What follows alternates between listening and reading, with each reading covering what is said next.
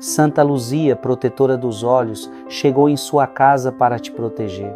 Você aceita que Santa Luzia entre em sua casa? Se sim, deixe aqui nos comentários sua fé e o seu amém. Gloriosa Santa Luzia, protetora da luz dos olhos, proteja a minha visão, me guie para ver o bem da vida e encontrar a verdade em todas as situações. Por favor, reze a Deus por mim e remova as dúvidas e medos do meu coração. Que a luz divina esteja sempre comigo, seja o guia da minha vida e me permita transmitir essa luz a quem precisa dela ao meu redor. Ó milagrosa Santa Luzia, protetora dos olhos, quero entregar esse novo dia em vossas mãos para que tenhamos um dia abençoado e cheio da proteção divina. Que a tua luz brilhe sobre nós e que teu amor nos acompanhe todos os dias de nossas vidas. Amém. Eu te dou a bênção de Santa Luzia.